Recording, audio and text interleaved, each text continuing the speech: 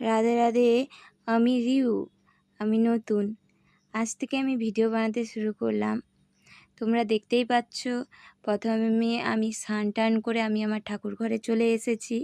আমার ঠাকুর ঘরে এসেই আগে আমি আমার গোপুসোনা ও রাধারানীদের স্নান করিয়ে নিচ্ছি। তোমরা এখানে দেখতেই পাচ্ছ যে আমি দই, ঘি, জল, গোলাপ জল এবং ওগুলো দিয়ে ওদেরকে স্নান করিয়ে নিচ্ছি। তোমরা ভালো করে আমার গোপুসোনাদেরকে দর্শন করো।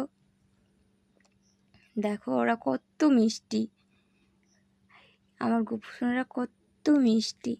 এরপরে ওদেরকে সাজিয়ে নিলাম। এত সুন্দর দেখতে লাগছে আজকে ওদেরকে। নতুন করে তো ঠাকুর ঘরটা সাজিয়েছি, খুব সুন্দর দেখতে লাগছে আজকে ওদেরকে। এরপরে ওদের জন্য ভোগ করে নেব। প্রথমেই আমি সুজিটা করে নিচ্ছি। আজকে ওদেরকে সুজি দেব। এরপরে লুচি বানাবো, তার জন্য তেলটা গরম করে লুচিগুলো আস্তে আস্তে কড়াই লাল লাল করে ভেজে নিচ্ছি। লুচিগুলো বেশ ফুলে ফুলে যাচ্ছিল। লুচিগুলো ভেজে ভেজে ভেজে আমি আরেক জায়গায় রাখছিলাম। এখানে মনে হচ্ছিল যে আজকে অনেক দিন পর গোপুসোনাকে ভালো করে সেবা দিতে পারছি। আমার আজকে মনের আশাটা খুবভাবে পূরণ হচ্ছে। এরপর আমি ভাজাগুলো করে নেব আস্তে আস্তে। লুচিটা হয়ে গেলে আলু ভাজবো, পটল ভাজবো, কুঁদরি, কাঁকরোল, বেগুন 5 রকম ভাজা দিয়ে এবং মিষ্টান্ন দিয়ে ওদেরকে ভোগ দেব।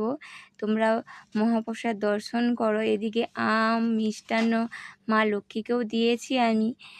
রাধে রাধে।